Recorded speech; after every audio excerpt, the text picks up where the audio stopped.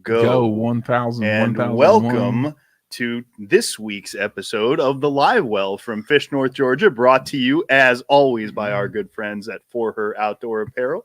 Check out their full lineup of casual performance apparel for the female angler in your life at forheroutdoor.com.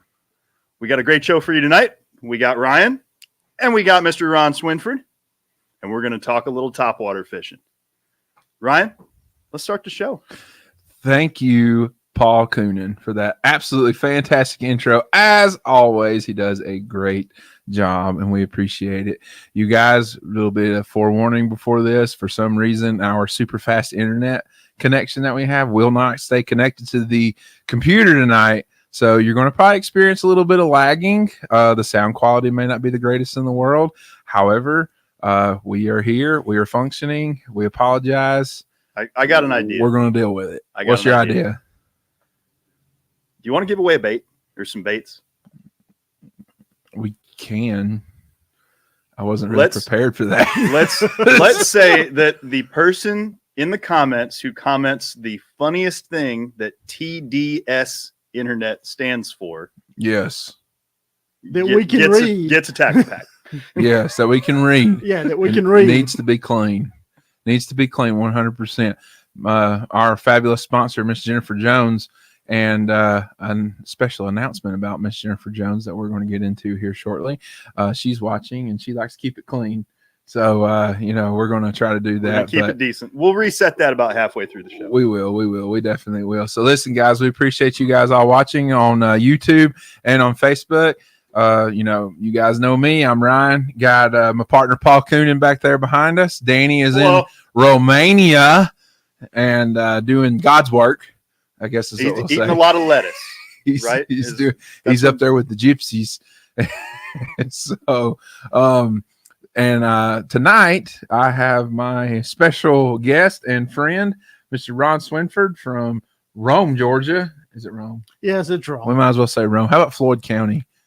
I'm just outside of Rome, so that's close enough. This is the city of Rome. Right. Ron Swinford, as Ron always says, Rome wasn't built in a day. So, hi, Ron. John, good to see you, buddy. John was here today, 8 up bass fishing, 8 more days, and I'll be fishing North Georgia. That is fantastic news. You need to come by and come see us over here in beautiful Marble Hill, Georgia. And I'd like to get to see you and come meet me. It's a picturesque drive. I am the main celebrity of this whole establishment. So, you want to come see me. No, I'm just playing. I'm really nice. You'll have to let a little hot air out of that head. No, exactly. So, we hate that you guys, we didn't have a show last week. Myself and Danny and Josh and, Paul and Nathan, we were actually busy last week doing a little bit of filming for the Real American Road Trip, our TV show that will be on Waypoint TV coming this August. All right. It is a surefire thing. It will be on Waypoint TV in August. Really excited about that. The first season is completely filmed. It is being edited. It will be being edited, and it will be ready to go on the Waypoint TV channel app. You can get that on LG TVs if you have one, and you can download it through the Pluto network also too. So you guys need to, if you want to see us in our Star Spangled Glory as American road trippers. Supposedly we're American road trippers. I don't know. It makes me want to be like a road dog. But we're really excited about it, and we're really excited that you guys hopefully you will share that with us, and we will be able to share all that stuff with you guys because it's been really, really fun. So without further ado, however, we are going to be talking all things topwater. Been getting a lot of questions lately about topwater fishing. What plugs work the best? What plugs don't? Myself, Ron, and Paul, we're all going to do our very best to break this down for you tonight. Which ones do you need to throw in these in certain conditions?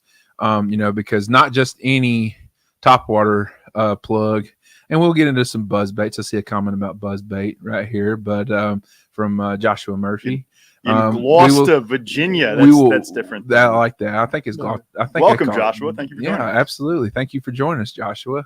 Never seen your name before, so we hope to be entertainment for you tonight for 2 hours, and hopefully you learned something. But we're going to be talking all things topwater fishing tonight, mainly specifically about plugs. Plugs are the biggest thing right now in the month of June here in North Georgia and throughout many other lakes across the southeast. No matter where you're fishing, topwater plug fishing is something that is a surefire bang for your buck way to get bit and to catch a big fish. Plus, is there a more fun way to catch one right now? There is not. There is not enough. I mean, if topwater fishing just don't turn you on tonight, you need to go watch Oprah or something. I don't know. Go watch reruns of Iron Chef. And I don't know, but that's all we're specifically pretty much going to talk about to you guys tonight. So we hope you guys enjoy it. And without further ado, before we get started, Paul, as we get into this, you want to go ahead and hit us up with our title sponsor with For Her Outdoor Apparel and Jennifer Jones? Of course. I would love to tell you guys again about our good friends at For Her Outdoor Apparel, Miss Jennifer Jones and Miss Peyton, offering a full lineup of performance and casual apparel for the outdoors woman or outdoors man in your life. You can check them out on Facebook or Instagram. They're very active in those communities. And, of course, at www.forheroutdoor.com. That's For Her Outdoor Apparel. Yes, absolutely. We absolutely love Jennifer. So what I'm going to say this before we get started, Jennifer has sponsored myself and Bronson Cox in the Georgia Bass Trail for the 2024 season. So we got our jerseys made, and me and Bronson are going big time, big entry fees, big money. Good luck with that, so, guys. Yeah, we're going for it. We're going for it big this year coming up. So we're really excited. Mike Terror, him and his wife Dorothy are the tournament directors for the Georgia Bass Trail. We got a North Division and a South Division. We'll be finished in the North Division coming up. Starting the first tournament is in November 11th, Veterans Day. It'll be on Oconee. These are one-day events except for a 2-day event on Lanier in the end of January, and then a 2-day classic, which will be again in the fall of 2024. So if we do good enough and we qualify for the classic, and then we do good enough again in the classic and win, we get to go fish in the Bassmaster Team Championship. And that gives you a shot at the classic. Bassmaster Classic, right. Baby. I love it. I can only see Ryan up there on the stage hugging Dave Mercer. I cannot wait. I'll be, boom, yeah! My 2-pound bass. I'll be Dave digging deep in that live well. 2-pounder. I've never fished body of water before in my life, but that's okay. Can't even pronounce half of it, but yeah, exactly, 100%. So, just did want to give a big shout out to Jennifer. Thank her for her unwavering support. We appreciate her. I appreciate her personally on many different levels, and we love her to death. I love her to death, and she's an absolutely fantastic woman. And you really need to, if you haven't already, you need to go buy something from For Her Outdoor Apparel. Just saying. She's one of your top sponsors, and she's the one time that I met her up here. She's a super nice lady. So. She is. She's absolutely fantastic. So, yeah, let's get on into this. Got all that out of the way. Yeah, topwater plugs. Golly, I mean, there's so many baits. There's so many different styles of baits. So many different colors. I get questions all the time. I don't know if Ron does and Paul does, but I get people asking me questions all the time. You know, which ones do good and which ones are better? You know, when do I throw this one? When do I throw that one?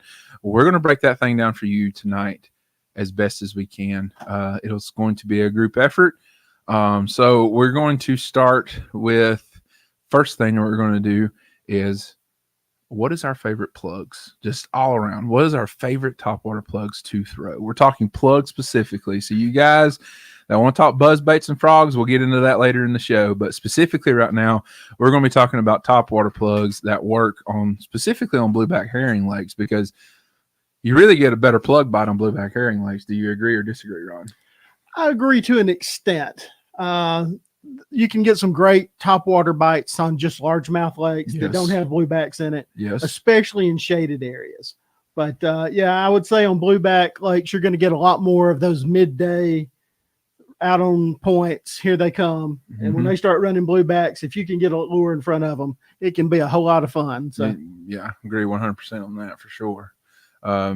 We had a good bag of fish Saturday, and I pretty much caught every single one of them near the surface. We didn't necessarily catch them all on topwater plugs, but we were actually waking a slick stick from lip thrashing lures, and we caught some studs right off the bat. yeah, well, I got just a little bit of experience with that bait on Tuesday night over at Altoona. About my 8th cast with it, I caught one almost 4 pounds. Yeah. Off the bank, just testing it out before our tournament. Of course, once the tournament started, there was not even a 2-pounder, but I did catch 8 or 10 fish on it. So, yeah. So, I mean, it helped you catch a limit, right? oh, yeah, it definitely helped us with a limit. So. Yes, absolutely. So, I mean, Altoona, it's a good lake to fish. It is what it is. So. It is what it is. And Ron said he was kicking himself for catching that 4-pounder before the tournament started. I know I would be like, Yeah, all I wanted to do was just see what the action was. And about 8 casts later, I was digging that slick stick out of a fish's mouth with a pair of pliers. I was going, yeah, I won't see another one this size the rest of the night. And I didn't. You jinxed yourself. Exactly. Right there. That's 100%. exactly what you did. You jinxed yourself. The bait that we're talking about, though, is the lip thrashing lures slick stick. I didn't bring one with me. I probably should have, because it's not technically a topwater bait. You can fish it like a topwater bait because you can wake it. It's a swim bait. But I'm going to tell you what, that thing is no joke. I've caught over 50 fish on one plug. I've actually went through 3 sets of treble hooks now. The ones that came in on the package, and then 2 more that I've had to replace, including split rings. It is the real deal. It is a real good bait. It swims like nothing else. It's the best swimming bait out of the pack I've ever seen. Yes, it really is. And the best part about it is it comes with 3 tails. Sometimes you buy these jointed swim baits that have tails, and then after you lose that first tail, it's like, well, what do I do?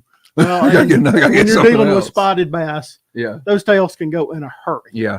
The tails are extremely durable. I did not replace my first tail until fish 32, I believe is what it was. And I'm on my second tail right now. Listen, absolutely fantastic. I'm getting some more. If you caught that fish during a tournament, he would have won. Chris Nation. Yes, I would have, but we did not. That's just the way that's the way cookie crumbles sometimes. So, but yeah, so we'll get the slick stick out of the way, because you can wake that thing, right? And I didn't bring one. I should have brought one. That's my fault. My apologies. We sell them at the store. I'm currently sold out because as soon as I get them, they're gone. So and there's a reason for that. There's a reason for that, because they absolutely work. So, so the slick stick is one. That's my favorite swim bait right now. But as far as my favorite plug, you already got your box out. I'm gonna let Ron go first. Paul, if you want to come around here in a second and get your second one, you should keep your box behind there. So that way you can show it. Camera yet. Okay, all right. So Ron's going to show off. This is just going to be strictly all of our favorite plugs. Yeah. And we're going to talk about our favorite plugs. Let's talk about our favorite plugs. And let's talk specifically, though, when you throw each one. Well, the first one that I will always go to, anybody that knows me will know this, is that one right there. It is a Rebel Pop R. This is the P71. I think it's their new biggest one that they make. It does not quite sound like the old P70, but it's pretty close. This is bait. Obviously, it's a popper. You're going to fish it slower. You can walk this bait, but it does not walk as good as some other poppers do. An evergreen will walk better than that. This one right here, it's a little smaller too. Well, if I can get it to come loose. But the top one right there is a little bit better at walking, if that's what you're looking for in a popper. But now in a herring lake, it's going to be hard to beat that. It's the evergreen shower blows. It's the 105 size, I think. And as Ryan starts pulling them out of his box over here too, it is a great bait. Yep, I think it's the 20. Yeah, 20. the exact same bait. We got the same one. It comes right out of the pack with as sharp a hooks as you're going to find on a bait coming out of a pack. Yes, you get what you pay for with these baits. They are wonderful baits. And if it's one of the few baits that even spotted bass slashing at tend to get hooked on and get hooked on good enough to get them in. As we all know, spots will slash at everything and anything, even when they don't necessarily want to eat it. And that thing right there tends to get those. I use the pop arm much more for around largemouth than I do around spots, simply because it's a bigger bait, bigger drawing power, but you have to fish it slower. And if you're fishing the herring lakes, you want something that'll move. The Shower Blows does that very well. Another one that kind of falls under the radar, if I can get it out of this box here, are these two. This is an I'm a skimmer. If you take the back hook or take that feathered treble off the back of it, that thing will, and work it slow enough, I guess, it'll travel that much one side to the other, especially on a flat, calm day. And then this one, everyone should recognize that. Lucky Craft Gunfish. There's a million of them out there. This is one of the colors I use. I just grabbed them out of the box. This one, I don't know if you can see it or not, but hook rash, teeth marks. This is probably the fifth feathered treble that's been on the back of it. There's Ryan. Yeah. Well, look at that. We got the same ones going on. We got a lot of the same sizes. Ones. But now this one, to that. Right. That's because they work. Exactly. But here's a bait that probably not many people are throwing on the herring lakes. That is an old school prop bait made by Berkeley. Now, it's not an old school bait. This is a new bait.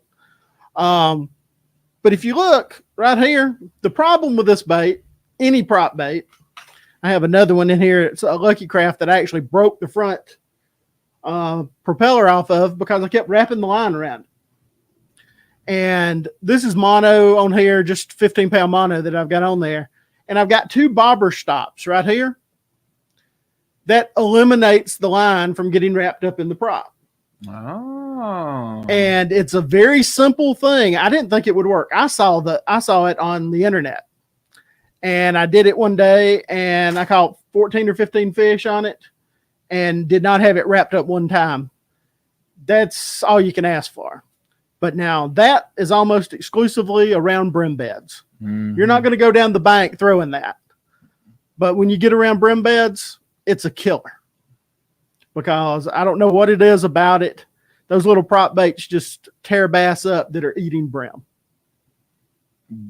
I have a hard time arguing that because brim eaters are just, prop baits and frogs and stuff like that. There's one thing they all have in common, and they move a lot of water. A frog is something that, you don't realize it, but a frog actually displaces a lot of water. And prop baits and stuff like that, the biggest thing is they stay in the strike zone for a very long time. Forever. You can make them just sit, twitch. You can do the same thing with a popper as well. Matter of fact, this popper, it's an old Storm one. I don't even know if they make them anymore. Probably they were not very popular when they came out. It actually sits like that in the water. Yeah. But if you start walking it, you can walk it back and forth like that and not move it more than about that far. And if you're around bedding fish sometimes, they can't stand it. If you just let it sit on top of them and just go back and forth. And around brim eaters, of course, they can be deadly. So yeah. No, I mean, he hit the nail on the head on all that stuff. So for sure. So those are your favorites? Those are my favorites. Yeah. I've got a few others in here that, I've got a Whopper Plopper in here. I don't hate it as bad as Danny does. Danny hates it. But I do hate it. I don't hate it as bad. And then, of course, how many millions have been caught on that bait? That is a black jitterbug. We actually just had a comment right up there from Joshua Murphy. He said, any catches on a jitterbug lately? When it starts getting dark, it is as good as they come still. And there's something interesting about a big jitterbug like this. This is the 5/8 ounce one. And I've actually super glued a worm rattle on the back of it to give it a little more noise. But if you close your eyes when you're throwing this, it sounds exactly like a whopper plopper coming across the water. Exactly the same as a whopper plopper. And you wonder why a whopper plopper works so well. Well, they've been catching them on black jitterbugs since they started making black jitterbugs. So Have you caught one on that way? I haven't thrown it lately because it hasn't really gotten hot yet. True. When it gets really When hot, it's really hot, a better, it seems to work yeah. better. Yeah, it seems to work really. A jitterbug seems to work really, really good in the hotter the water. Typically don't really think about a jitterbug until, for me, I don't know about you, but I don't even think about a jitterbug until the water temperature is over 80. Yeah, when the water temperature hits 80, 82, somewhere in there, that's when I start throwing it. Yeah. And that's also when I start throwing this. Oh, gosh. A hula popper. And yes, it is a full straight on. a full straight on hula popper with much better hooks. That's one thing about the jitterbug and the hula popper. You better change the hooks out on them. And I actually put split rings on these, but my personal best off that bait, not this specific one, but off this bait. A hula popper. Around the brim bed in July, middle of the day. Lord. I have a joke that I say with some people. And I say, yeah, we caught them on hula poppers on Deep Rocky Bank. Exactly, yeah. And it's always in January when I say Mm-hmm. that. Everybody does. Everybody has the same joke. Yeah, I don't throw it anywhere near as much as I used to. I used to have it on quite a bit. Spotted bass just don't seem to get them as well. And I'm fishing a lot more spots now, fishing Altoona more, but they can still be deadly around largemouth. Yeah, I won't argue that. You know, the hula popper, believe it or not, is something that I've actually never thrown. Well, it's not your typical popper. You can't walk it. No. All you can do is pop it either soft, medium, or hit it so hard that it sounds like somebody just cranked a 1968 Johnson. Yeah. And sometimes that's what they want. It's the only bait in the world really that sounds like it. So yeah. I mean, I might have to, I might have to get one and add it to my repertoire. You know, probably have to go to Walmart to get one though. that's probably where I bought that one. Probably. Yeah. Yes, when do you start throwing that big Rapala upstairs? And what do you throw it with? Ron, let's talk about that big Rapala upstairs. I won that big Rapala upstairs. And I was looking for some place to put it where it wouldn't be collecting dust at my house. He walks in the door, and I said, "What the hell do you?" I won this at a Bass University a couple years ago, and I thought no better place. But we want Jeremiah to come up here and put it on a rod and throw it. Yeah, he may have a rod big enough to throw it. So he probably does. He probably really does. Chris Stubbs, I remember waiting below the Juliet Dam on the Ocmulgee as a kid. That's Paul's territory. As a kid, teenager, and the hula popper stayed with me for the shoal bass, and they respond well to it. So Paul, they like the popper. Moving on to you real quick. Do you need your box? I'll come back. All right. So Paul's going to come right back here for a second, and Paul's going to go over his favorite. And run around I think this is a good opportunity here since we're already talking about shoal bass here. These aren't all shoal bass. Well, I mean, you are the expert on shoal bass. Oh, I'm hardly an expert on shoal Well, bass. you're the expert in this room. in this room, you're definitely the expert. We defer to you on shoal bass. So tell us about your favorite plugs, when, where, why. So for me, I got 3 out of the box. I think they're going to be pretty standard. My first one is this guy right here is a 5-inch redfin. That's an early season bait for me. Spots really dig it. Stripers really dig it. I really got into this when I was still fishing off the bank. It's pretty heavy bait. I've got a suspend strip here on the tail to get it to act right when you throw it. They like to tumble real bad. You just launch it out as far as you can on any kind of point or structure where you think they're going to be moving through, and just wake it back real slow. It's got a lot of body roll. Oh, yeah. And there are times, and it can be earlier than you think. It's a little bit like that early buzzbait bite that guys talk about sometimes, where it'll seem way too early. And it's just what they're into that day. And they murder it, and it's big fish like it. And I've had years where I've hung with this bait pretty much right through the summer. Yeah. Very viable. It can deliver, especially when it's slick calm. It throws that big V wake, and there's something about seeing one crush it, and that's any top one. They find it. There's something about that bait on herring lakes. Yeah, it's got that drawing power. It's got all that body roll and all that flash. I like chrome blue, chrome black. Smoky Joe is kind of that matte gray color. Joe, yes. I was telling Ron, and he was agreeing earlier. You got to beat them up a little. When that finish is pristine and it's right out of the pack, it's not right yet. You either get a few fish on it, starts looking a little ratty, and that's really when they're their best. Another big thing with these is you have to change the hardware out of the box. There's got to be new hooks on there. So let me ask you this right here. Why do you got most all your baits sitting here except for that mega bass right there? Why red hooks? Why do you what is something about red hooks for you on Topwater Plug? Because Ron has some with red hooks too. I'll be honest, it was probably the trend at the time. It's not something. It is something I did intentionally. Okay. But I just happen to have a lot of red hooks, and with this bait in particular, I used to use the VMCs with the big like scythe hooks sticking out the belly too. And I mean, if they just looked at it, you'd get them.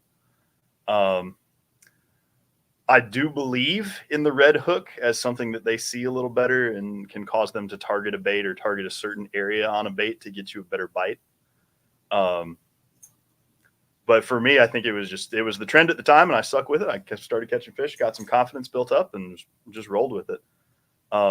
Like I said, these baits in particular, I think the first time I threw a redfin, I probably got 6 serious bites and no hookups with the stock hardware, and it all had to come off. And I put, I think, gammas on there. Bigger hooks.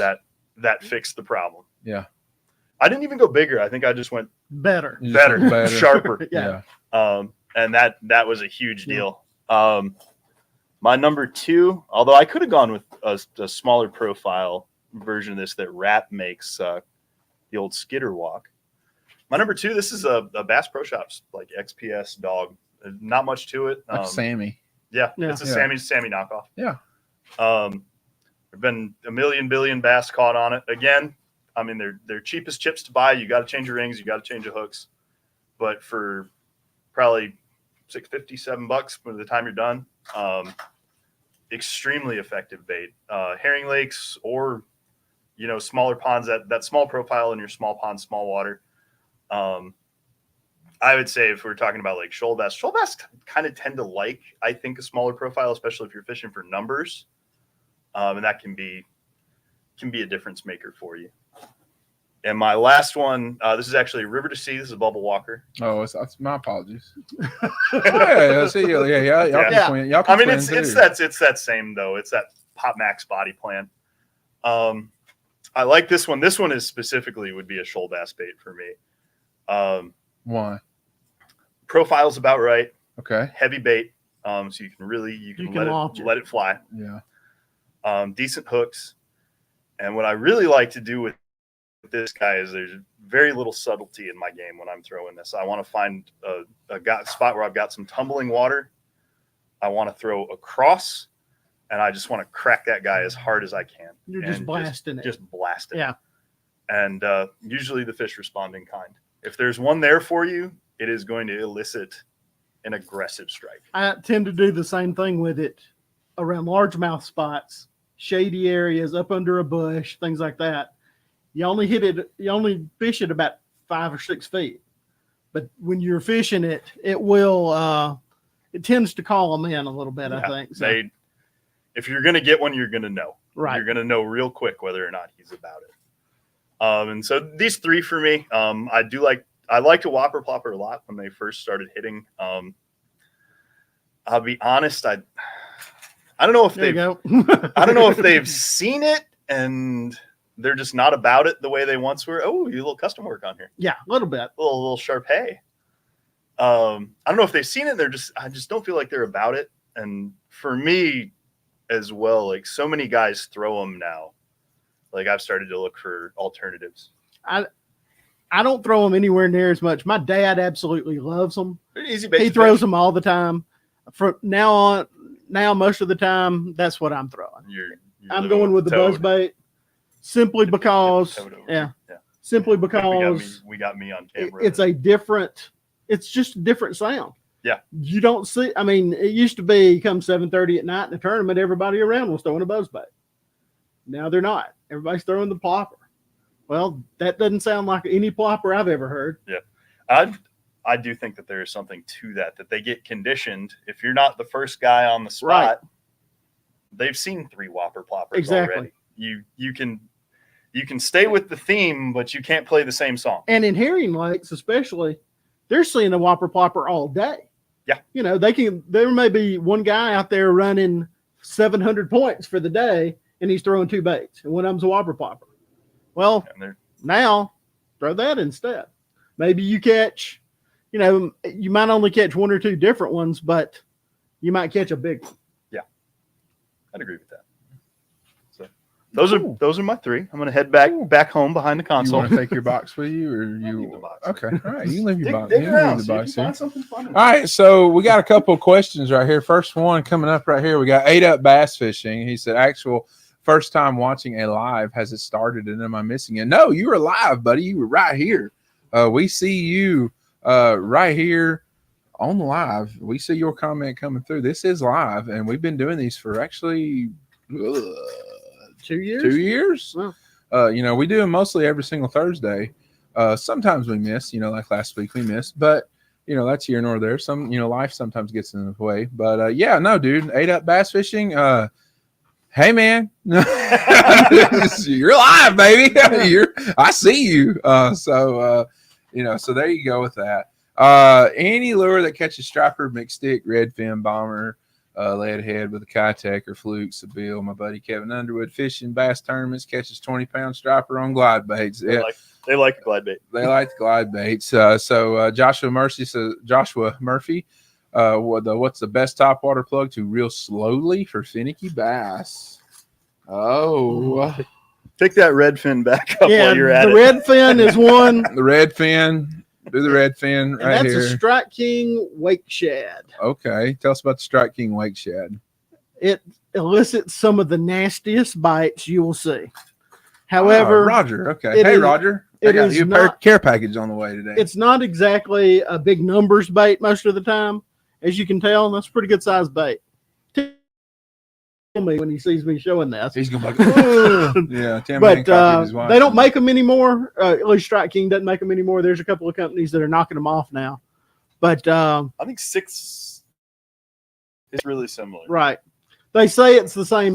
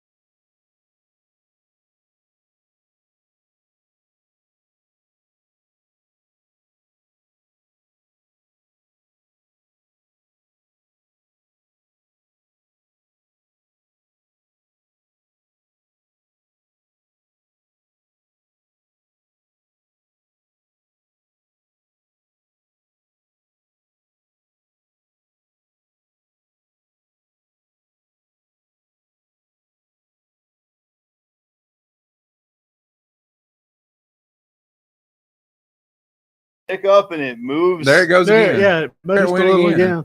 And every time I get it.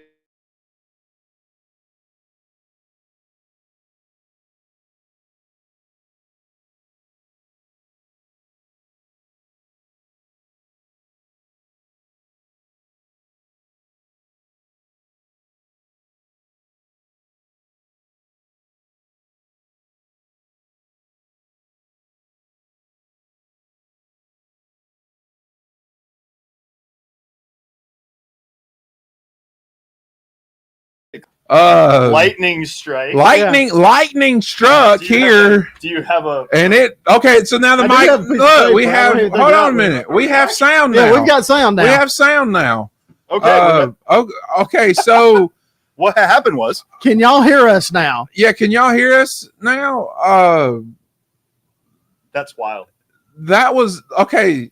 Yeah. All right. So we're like, back. Wow. So a loud crack of thunder, and then we saw lightning like through the building, and then everything went to hell for a minute, and it was just like, what happened? That was crazy. I have never seen that happen. The mouse is back working. The mouse is back perfectly. working. Yeah. Listen, the mouse died. The mouse died on That us. was like Yeah. thunder of God. There was no other. It was like that. That was wild, guy. I don't know. Well. Apologize for that. We burned one of his spots or one of his baits. That's right. That was Tim Hancock. Yeah, that was Tim Hancock. It was Tim Hancock. He was like, hell no. Don't be talking about no Strike King swim bait lures. That's exactly what that was. Oh my gosh. Well, listen, apologize for that. That was wow. That's wild. That was one of the wildest things. Paul, you ever seen that happen? I mean, we've had some crazy screw ups, but we've never had it all go down and then like come back with us not doing anything. Right.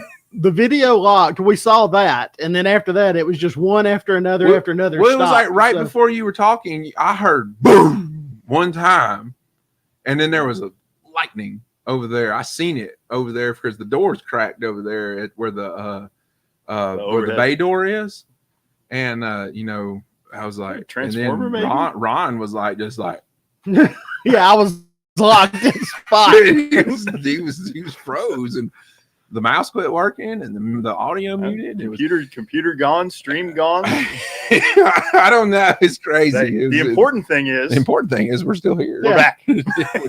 We're back for now. Yeah, until the next thunderclap. There it is. Thunder destroyed sound. That is. There's the winner right there.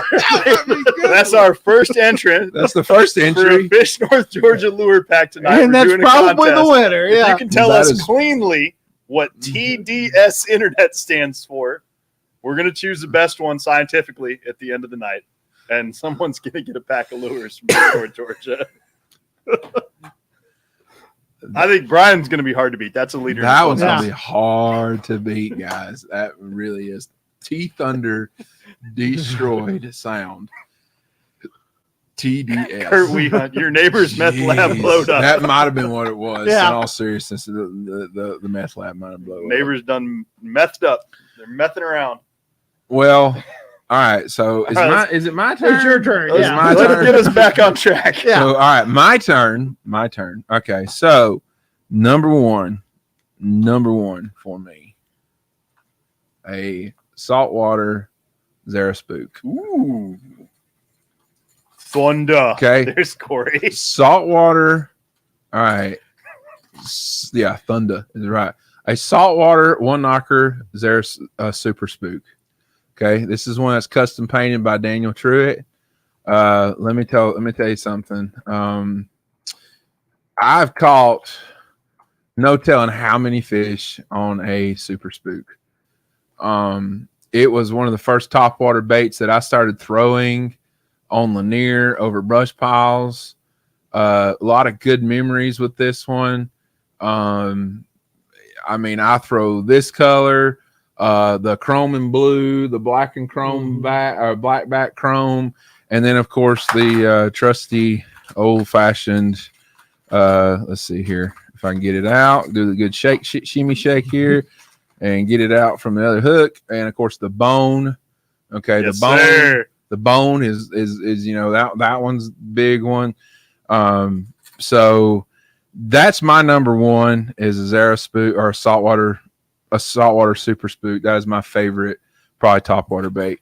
My number 2 topwater bait is actually used to be a chrome 115 gunfish from Lucky Craft Lures, but I actually like the 117s because the 117s have 3 hooks right here. You'll notice as I pull out some more of these topwater plugs as we go on throughout the show, any of the baits that are over 5 inches, I really love baits that have 3 hooks. I just like having the 3 hooks because I feel like I got an extra opportunity to potentially get a fish in the boat. That's just me personally. Spotted bass will T-bone a bait. They will T-bone a bait, and they'll get it right dead in the middle where there's no hook sometimes. And these gunfish 117s, the shower blows 125s, they all have the 105s. They all have 3 hooks on them. They're absolutely killer baits.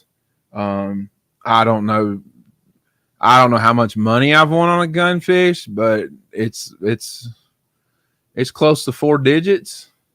Yeah, it's one of mine too. Yeah, hold that up. I like that green color, Ron. What, this one? Yeah, the one right in your hand. Yeah. This is a vixen. Yes. Okay. And as you can tell, it has been beat to pieces. But now part of that is the Coosa River water. I think takes some of the finish off those. But yeah, that one right there is a spot killer and a largemouth killer. Now, did that start as a black and green, or did you? No, it started as added some flavor, kind of an IU color, green all around, and just with a dark streak down the middle. And that one has now pretty much turned into clear. But again, for a big topwater, much like the Super Spook, that's hard to beat. That is hard to beat. You're 100% correct. And I have one more that I absolutely love, and this is going to be a shout out to Dana Smith with FCP Fishing. And let me tell you something. You like all your poppers. Y'all have a bunch of different poppers. That's all fine and well. The Spro E-Pop 80 is becoming absolutely deadly. I have thrown this over brush piles. It's a great bait. I have thrown this going down the bank. I've caught fish anywhere and everywhere. I primarily only throw the bone color one. For some reason, the bone color one just works. Well, I don't know if it's profile, but let me tell you something. One of the biggest things, and Ron hit on this earlier, and Paul did about this. What is the River to Sea one right here? Yeah. I mean, that's that kind of Pop Max. The same thing applies to the EPOP 80 castability. Yes. You can throw the EPOP 80 a mile. And that's the reason that I like the P70. Okay. Because it's 5/8 of an ounce. You can hum it.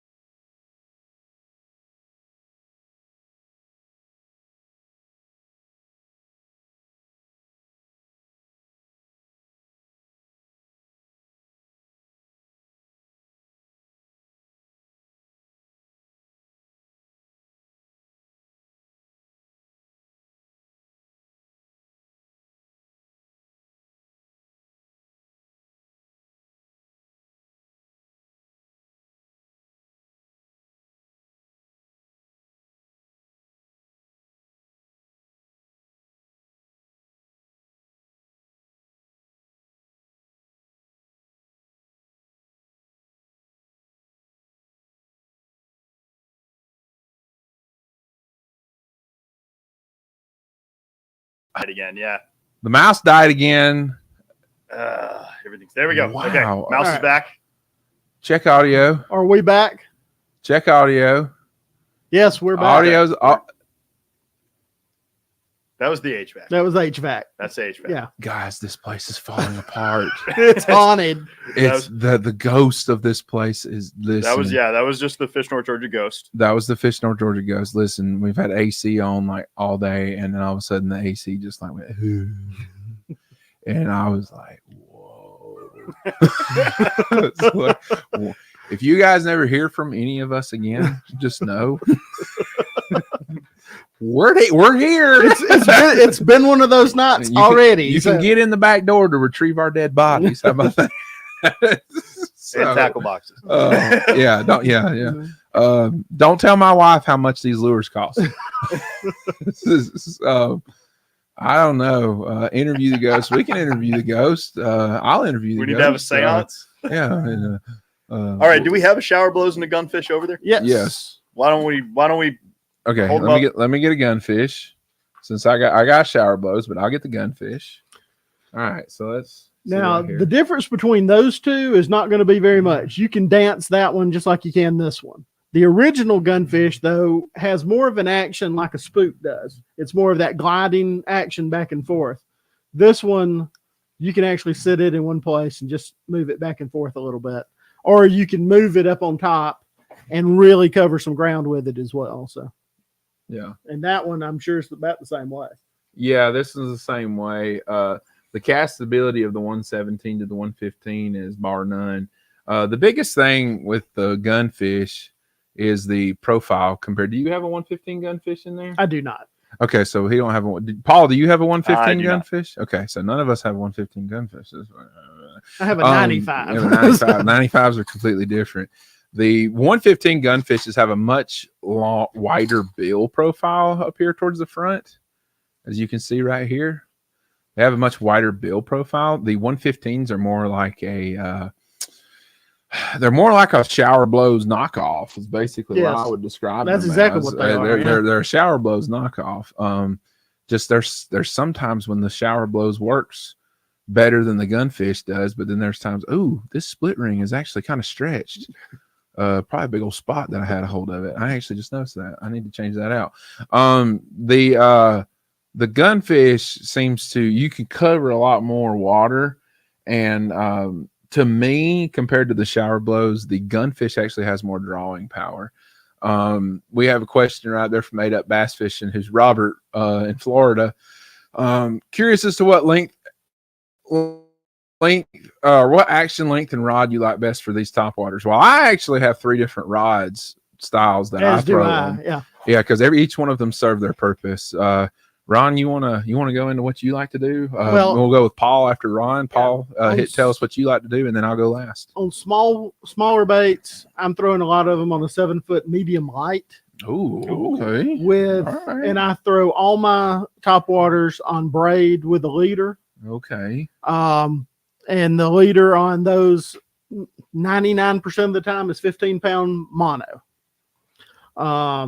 Occasionally I'll go down to 12, and occasionally I'll go up to 20. When I come to Lanier to fish, it's 20, because you never know when Mr. Striper is going to show up, and you don't want Mr. Striper. I've already donated an I'm a little stick up here to a striper. So painful. But I start with that one. The next one up, I have the exact same rod in a medium. They're both Daiwa Tatula XT rods. They're $100 rods. They're not very expensive rods. And then I have a 7-foot medium heavy. It's a Daiwa rod, but it is a parabolic bend rod. You can throw everything from a quarter to an ounce on it easily. It doesn't matter. It's also an incredible jerkbait rod, and it's not a bad square bell rod in an emergency. But those are the rods I use, and I go between 20, 30, 40-pound braid. The only time I use 40-pound braid is if I'm throwing something that's an ounce, like a big this is the 100 size Whopper Plopper, 110. If it's something like that, then I'll go up to 40. And most of the time when I fish a frog around here, I throw it on 40. Now, if I go to Chickamauga, I may go up to 50. But I think that what you lose in, I don't think you lose enough to hurt your casting as much as 65-pound braid does. 65-pound braid just will not throw good. So. No, it won't. It don't throw as good as lighter braid. In terms of plugs for me, and Paul, you can answer after me. I throw one line and one line only. I'll let you guess.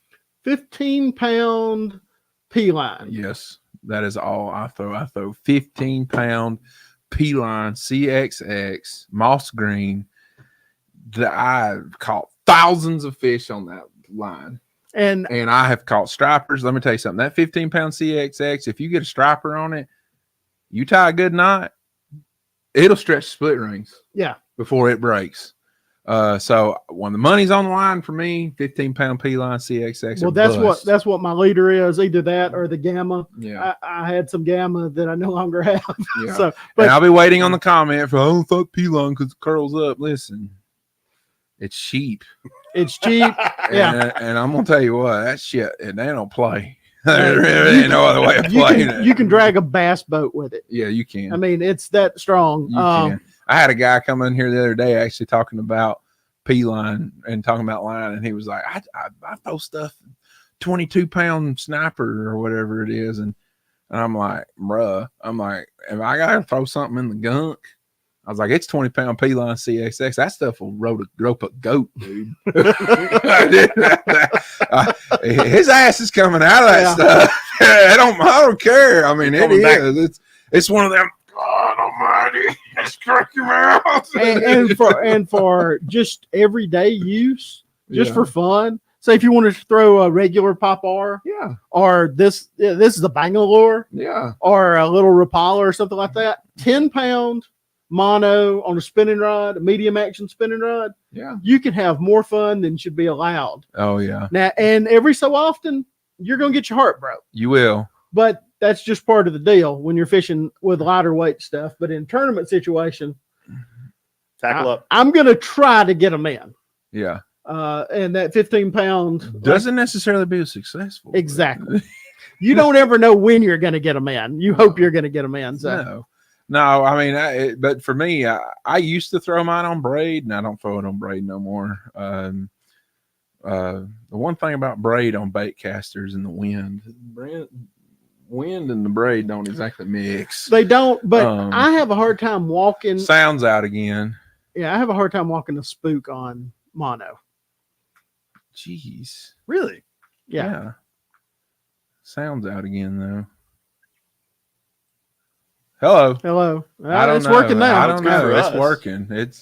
Can anyone else but Joshua Murphy hear us? Yeah. Okay. Yeah. Okay. So it might be just you, Joshua, because we got a couple people who say I got sound. So. Yeah, I have a hard time. We just wanted to double check. I have a hard time walking a regular spook on mono, and I always have. Okay, so what length rod do you throw a regular spook on? 7 foot. See, that's why. No, that's why. I throw like this one right here, the big spooks like this one. I actually throw it. On a 7'7" medium heavy FX casting rod, and it is called the long range launcher. That rod will really send it. I can almost spool my reel, right? But the longer action of a rod you have, the actually easier it is to really get the momentum going with the spook. And you can actually work the bait a little bit less, right, and get it going because of the extra length of the rod. But yes, if you're having issues and you do not have a 7'6" or a 7'4" or 7'7" rod to throw big spooks on, braid is the way to go. Right, braid is the way to go. And what I found, the only thing I don't like the braid for is occasionally a popper, because at times you'll take it away from them. If you're going to throw a popper with braid, do not set the hook. Yeah. Just let them have it and pull to the side. Yeah. And that's the way I do with most of my topwater on braid. I don't set the hook hardly at all. Now, you don't really need to. With this, that's not really the case. That's different. Yeah, I set the hook a little bit, but nowhere near like I would on mono or even fluoro. If I'm throwing, and sometimes I throw a buzzbait on fluoro just because, hey, that's the rod I can put it on. And it doesn't hurt the action at all, but I have a tendency to lean on them a little more. Yeah. When it comes to buzz baits, I cross their eyes. But, Right. You know, that's Kurt We Hunt. He's a short guy. You're a lot taller than me, 7 to 7'2".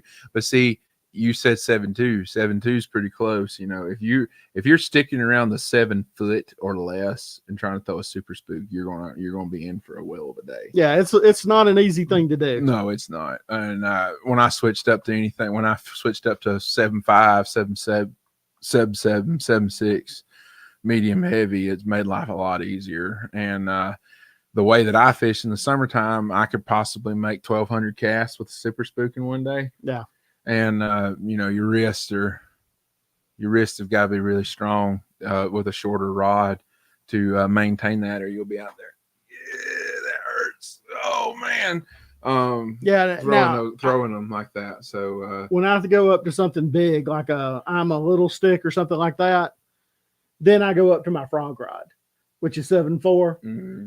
and that is all about finding. Most of these walking baits, it's about finding the rhythm that works for you. Mm-hmm. You can look at somebody else walk one of these things and think, "Oh, well, I can do that."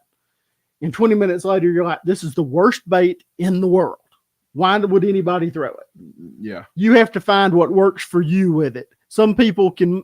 I know some people, and Ryan's probably this way. We haven't fished together, but you can probably make a spook dance at distance and move it along quick. Yes. I can do that with the gunfish, and I can do that with a shower blows. Wheeling forearms.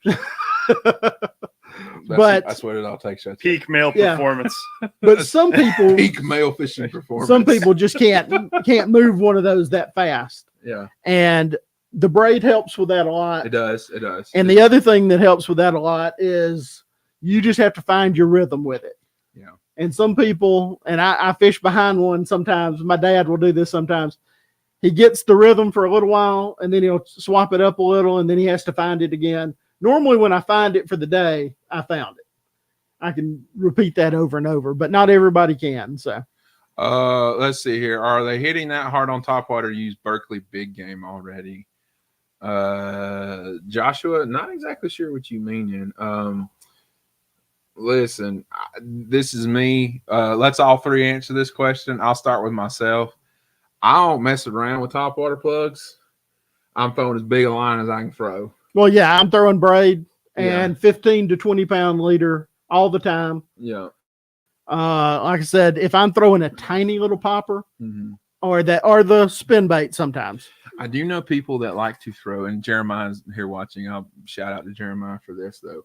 I do know I've seen Jeremiah talk about throwing that Rico on much lighter line. Right. I've seen Jeremiah talk about that before. But I think you want to say he throws like 12. But even then, that's about as low as I'm going. Yeah. Now, if I'm throwing on a spinning rod, that's a whole different animal. I'm throwing it on 10, and you just have to lighten your drag up a little bit and be prepared for what's to come. But for a lot of these baits, it doesn't matter what brand. A Rico, you wouldn't have to change the hooks. Right. You get what you pay for. An evergreen, evergreen. Evergreen, you don't change the hooks. Yeah, no. But most of these, even the Whopper Plopper, I change the hooks. Yeah. Because you're just looking for, you got to get that fish in. Y'all like too many leaders, man. They got a bunch of people,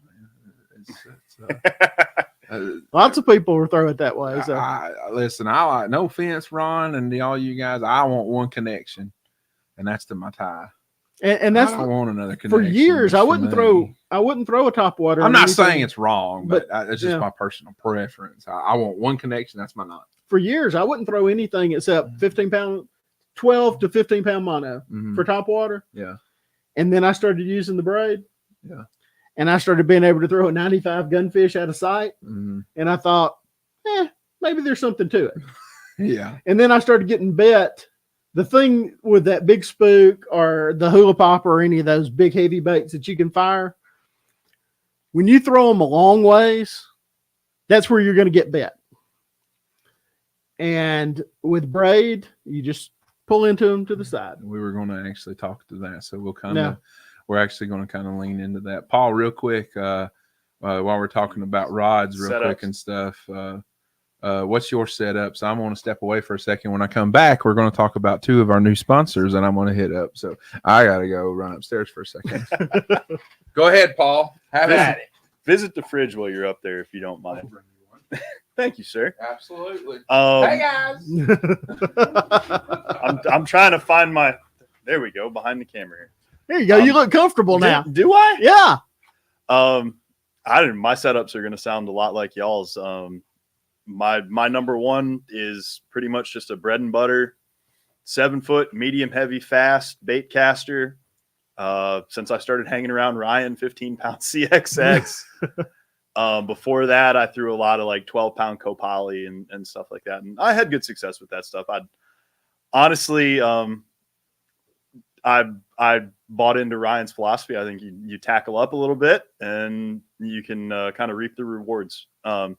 Especially as I've gotten more into the river fishing now, like you kind of, especially if you're in rocky areas, you want that extra abrasion resistance. Doubly so if you're in a river that has striped bass. Oh yeah, no, something that can hurt you. In river fishing, if I was fishing like for shoal bass or something like that, and I know very little about that kind of fishing, but I would probably be throwing mono, and I'd probably be throwing the P-line, because it is like everybody has put on here. We've seen telephone wire, we've seen it compared to steel cable. It is the deal. I've put it in snags and used it to anchor my kayak. Yes. Like, it stretches a little bit. Well, you might want to cut a couple rods off and retie, but no problem. Yeah, well, too, in the river environment, especially in North Georgia, that long cast isn't so necessary anymore. Right. As long as you've got the right combination of rod, reel, line, bait, that you're not hamstringing yourself, casting distance isn't really a problem anymore. That 7-foot rod, you probably want to live in that area just to save a little accuracy. Yes. I've got a longer rod. It's actually an old BPS carbon light, like Gen 1. It's a 7.6. And it's a missile launcher. I like it on Lanier a lot for 130 whopper ploppers or the big bubble walker. Right. Stuff like that. Good rod. I actually really enjoy throwing it, but it doesn't come with me very often.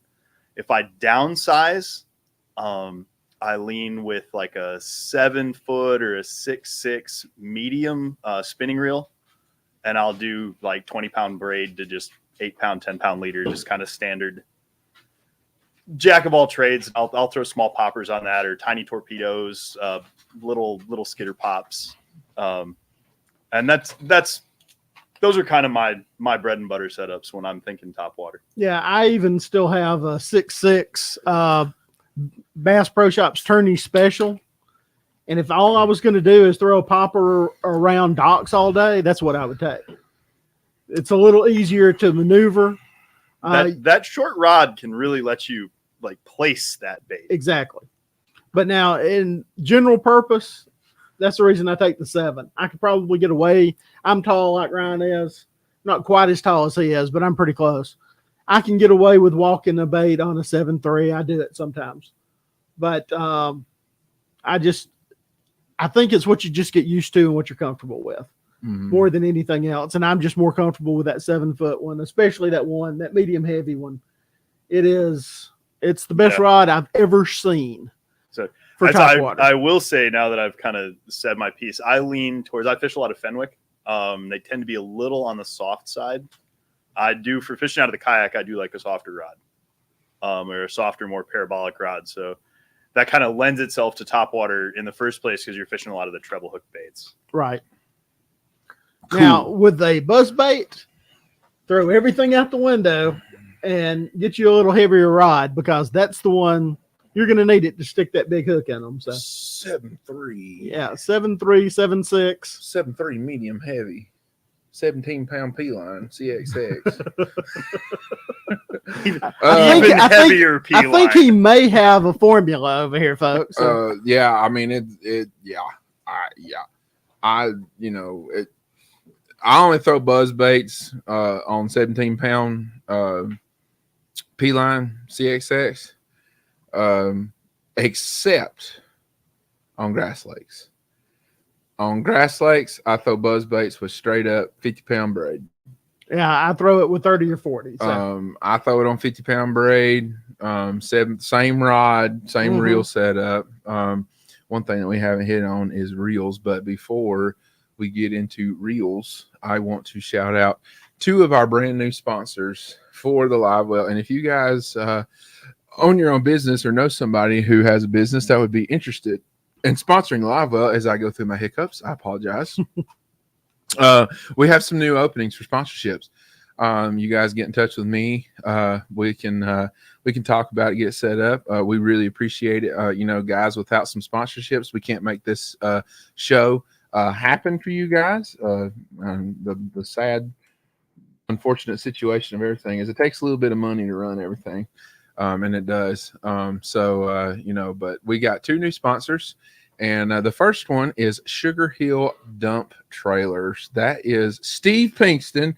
Steve Pinkston has bought a dump trailer, guys, and he is servicing the Oakwood, Sugar Hill, Buford, Flowery Branch, Cumming area for South County, on up into South Gainesville. He has a dump trailer. He will come pick up your trash. He will come deliver rock for you, anything and everything. And for Steve, call me for a fee. Steve, we might have your first business right here with Paul. Yeah, Paul Coenen. Paul may be number 1. Yeah, So. Paul may be number 1. Yeah. So Steve Pinkston with Sugar Hill Dump Trailers. We're going to be making up a banner here for him here shortly, and a ticker that runs across the bottom to how to get in contact with him. If you need to get in contact with Steve, however, until I get this ticker up here, give me 1 second, and I will tell you how to get in contact with Steve. It is contact Steve Pinkston with Sugar Hill Dump Company. It is 404-803-5051. That is 404-803-5051. That is Mr. Steve Pinkston. He's got a nice little trailer with a hydraulic lift on it. It's a pretty nice trailer, guys. So 404-803-5051. That is it right there, guys. So hit up Mr. Steve Pinkston. Tell him Fish North Georgia sent you, and he'll be glad to help you out with gravel, furniture, trash, whatever you're trying to get rid of. He's got a dump trailer, and his services are readily available. And then our last but not least new sponsor that we have is Mr. Charlie Adams with Adams Restoration Services. He will build, he will remodel, he will do whatever it is that you ask. He is right here in beautiful Jasper, Georgia. He will go pretty much anywhere and everywhere that he needs to go. Give him a call and I'm like I said, I'm totally unprepared with all this stuff. So I apologize, but Charlie Adams, give him a call at 470-505-3412. That is 470-505-3412. Mr. Charlie Adams with Adams Restoration. He is one of our going to be starting next week, one of our premium sponsors. So listen, he does jam up work, and I've seen his stuff, and he's a fisherman, just like the rest of us here. He fishes in my club. Him and his wife April, and they're good fishermen, good people, and they come by and they support Fish North Georgia whenever they can, and they are our new support for the live well. So I appreciate them. And like I said, again, circling back, you want to be a sponsor, hit me up. We got openings. I would absolutely love to. We would absolutely love to get you guys' name out there as best we can. Remember, we have over 4,000 members now on YouTube, almost 4,500. We have over 12,000 members in our Facebook group page, over 5,000 followers on Instagram. Do what now? I think it's 5,000 on Instagram. It's over. It is. So listen, we appreciate all you guys' sponsorships, and like I said, reach out to me if you would like to get on board with this. We really appreciate you guys, and we can't do it without some support. So back to fishing here for the last less than an hour. Let's let here. Ron field this field this question right here from Mr. Roger. Well, braid and leader, but if he said it, I missed it. How long for the mono leader? I do not think you said how I did not say. So go ahead. Between 12 and 18 inches is all I use. Mm-hmm. And I don't know if it matters for the stretch. I think a little bit of stretch, since the braid won't stretch, it does help you a little bit. But I know for a fact that mono leader keeps the line off your hooks. In a walking bait, walking baits are notorious for your braid getting caught up in that front hook. And anybody who's had braid go or treble hook go into braid knows how much fun it is to undo it. You cut it off, and then you start cutting, and 5 minutes later, you might have it retied. This mono leader like that takes care of that problem. But like I said, between a foot and 18 inches, I normally start with about 18 inches. That way, that gives you at least one retie, maybe two, if you can tie a quick small knot. So, and I always use no Palomars. I always use a Palomar. Oh, Yeah, I always use a Palomar on a topwater bait. It's quick and easy. And with mono, you don't have to worry about it burning the line. They've been fishing mono with Palomar knots since well before I was born. So I'm not going to argue with it. I'm not going to go into detail on what knot I use. Mine's embarrassing. So, well, now I'll tell you what I use with P-line. Trilene knot. I use a clinch. Yeah. Fisherman's knot. Fisherman's knot. Now, listen, I ain't never had one break me off. The one exception I'll make. I don't even think I've had striper break me off. The only exception I make to that, and I only do it if I don't have much line left and I don't want to retie the leader, is I will tie a uni knot on there. Mm-hmm. Because you can tie it with less line than you can with a very true Palomar. Very true. And they don't break either. I mean, if you wrap it 5 or 6 times, it's as strong as anything out there. Just leave a little tag end because they will slip just a little. So, all right. I'm trying to get to it. Hold on, we got a question right there. I'm 5'8". So, what size Super Spook would you recommend with people as short as I am? Same one. Same one. But as we get into Super Spooks, they do make a junior size. That's what I'm working on getting right here is the Joshua. I'm about 5'6", and assuming you got the space to operate with it, I'll throw it on a 7.6 rod. But you can get away with it on a 7 or a 7.3. There's no specific rod length as long as it'll handle the bait and it'll load and unload properly. You'll be good to go. I am too. Huh? I'm surprised nobody's made a comment. I'm surprised nobody's made a comment specifically about something with most all of my baits, with the spooks in particular.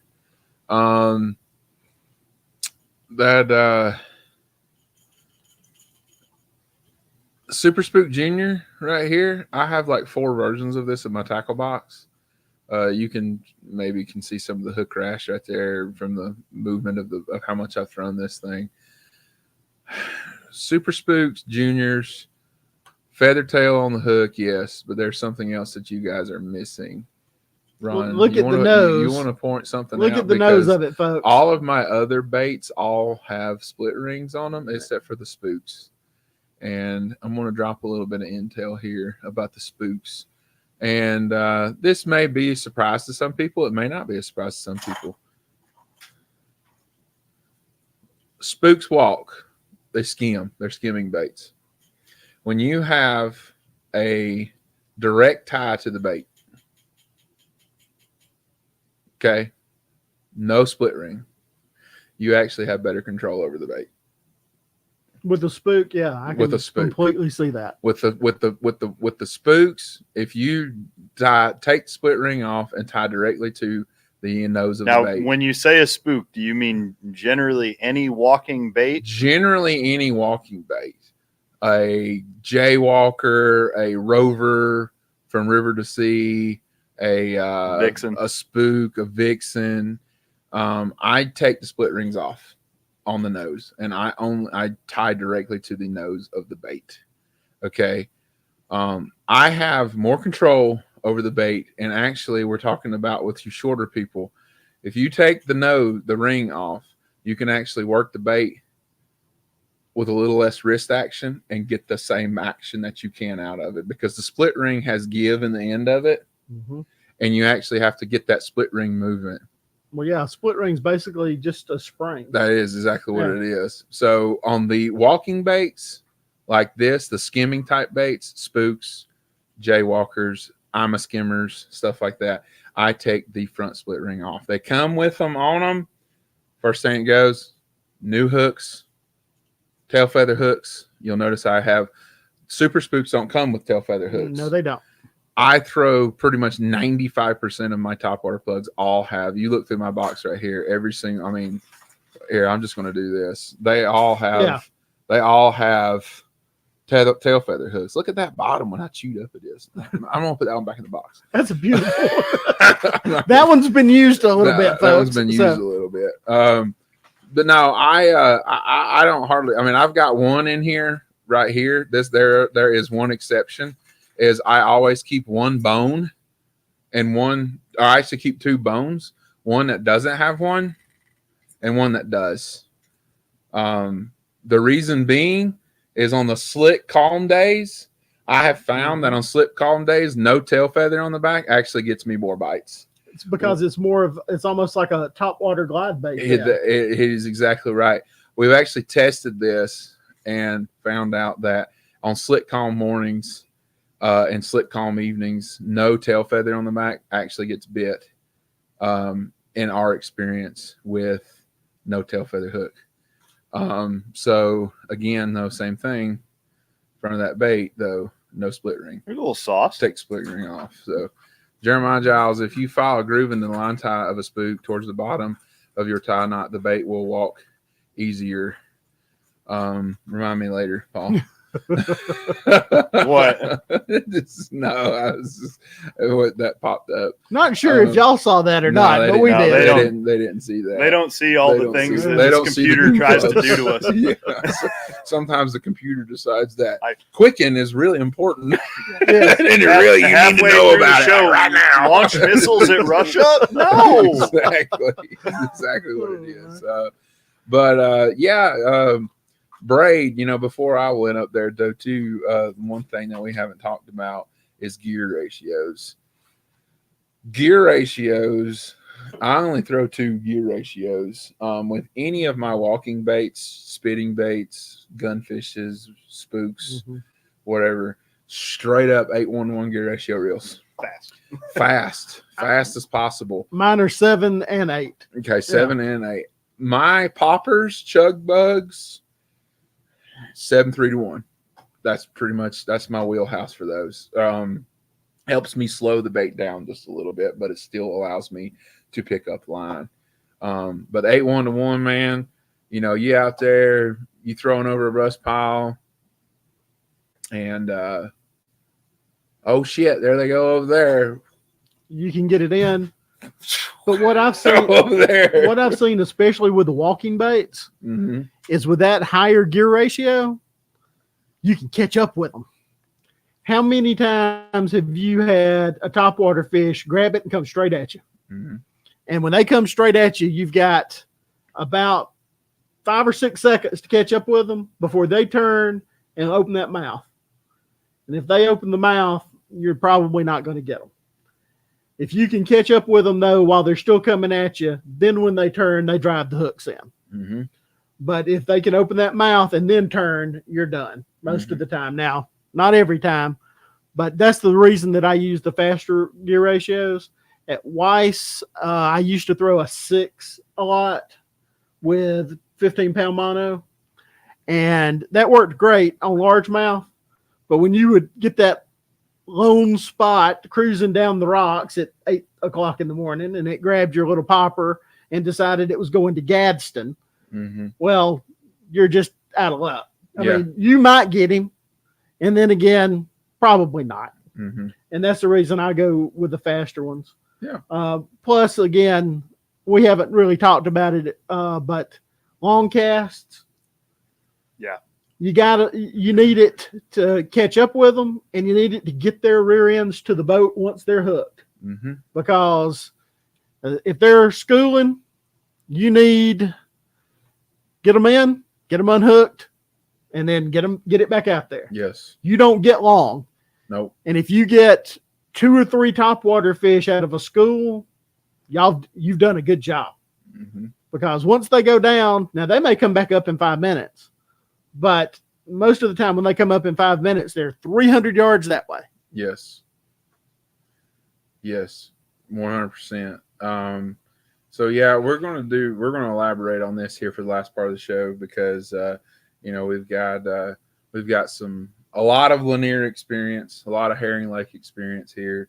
Ron fishes a lot of shad, mainly orientated lakes like Weiss. The bluebacks are coming. Yeah, the in bluebacks are coming Altoona. to Altoona. So But you would refer really to Weiss, I guess, as your kind of home lake because you grew up on it. yeah, that's the one that and I fish Rocky Mountain a good bit too. So but yeah, Weiss would be my home lake. Yeah. And there are no herring in Weiss. Yeah, there's nothing but threadfin shad, Threadfin and shad. big gizzards. Yeah, big gizzard shad. Then you got lakes like Lanier. So you got lakes like Lanier that the primary forage is blueback herring, but you also have an abundant population of threadfin shad. And then you are now starting in the past several years. Some gizzies. Huh? We got some gizzies. Well, that's what I was about to say. Now you're getting a spawning population of gizzard shad. Yes, they are spawning in the Lake Lanier. I found another one. I found another one that were spawning on gizzard shad. The gizzard shad where I found them way up the Chestatee River. They were 7, 8, 9 inches long, roughly. I mean, I could see them up there hanging around the docks and the riprap where that place was. Right. And they were that's not herring. They were this wide and they're this that long. tall. Yeah. When they're 3 inches tall, it's kind of hard to think they're herrings. It's really hard. But the herring is the dominant forage. It's just what rules the roost for the most part. We'll see as years come on how the gizzards take place. Because anybody who's fished Chickamauga, Lake Weiss, a couple of the other lakes on Tennessee River chain, the gizzards are impactful. Well, if you, our old saying at Weiss is, if you can find the big gizzard shad, you're going to find some big bass. Yes, 100%. Because they do follow them, but they, the largemouth are much more ambush. They'll sit on the end of a dock and wait for them to come. Mm-hmm. And when they come, if you can get something in the middle of it, it can be a whole lot of fun, but it doesn't last long. So, yeah. So with that being said, with that, you got Chatoog, Blue Ridge, you got threadfin, and you have herring. Hartwell, you have threadfin. You got a little bit of everything. You got a little bit of everything. Yeah. Bluebacks are still the predominant ones. Russell, you have a very, very sustainable population of gizzard shad in Russell, as well as herring. Same thing with Clark Hill. You have all three. Just up here in North Georgia, South Tennessee, Eastern Alabama, all this surrounding area, South Carolina, North Carolina, the bluebacks, the shad are the main predominant forage for bait fish. And when you are throwing topwater plugs, no matter what kind of plug they is, you're trying to imitate some form or fashion the shad or the bait, herring, whatever it is. However, why is lakes like Lanier so, you hear about it all the time, why is Lanier so good throughout the summer? Because it is like the other herring lakes. It is one of the lakes that you can about bank on a middle of the day topwater bite. Yeah. Weiss, you can have it, but it's not nowhere near as strong as it is. Like Weiss helps it because it's so shallow. Well, and the thing is that you're hunting shade for it. Mm-hmm. You're not going out on a reef pole marker at 1 o'clock in the afternoon and trying to catch topwater fish. No, because they're not there. No, they're not.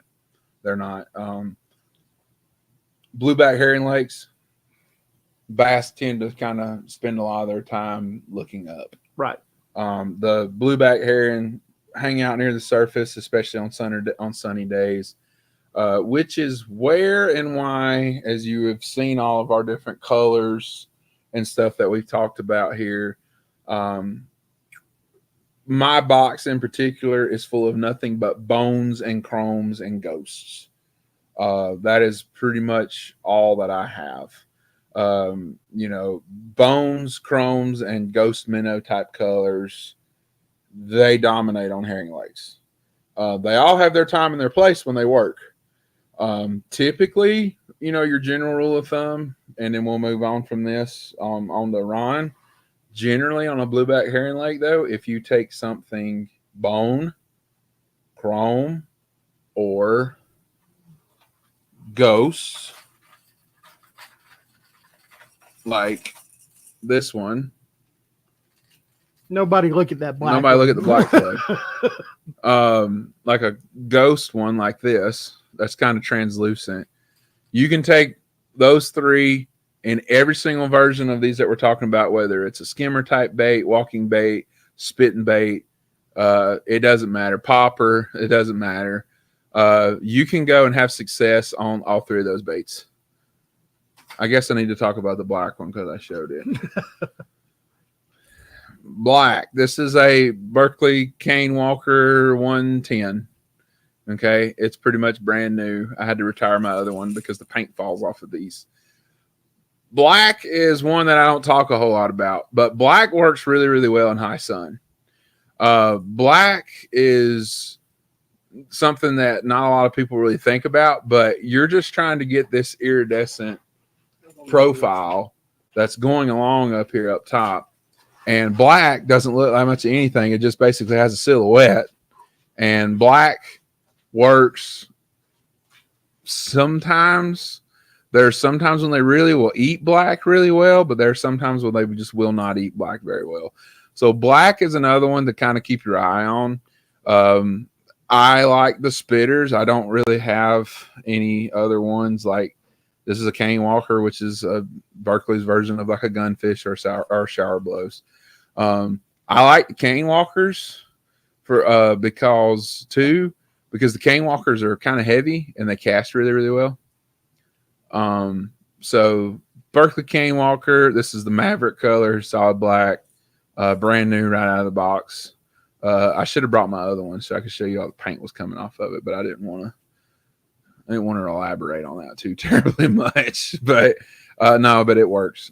So, you know, when you have the blueback lakes, you know, they typically that's the dominant forage, and that's why you get your midday brush pile, long taper point bite in the summer, mainly June, July and August. You really have to find certain fish that will come up.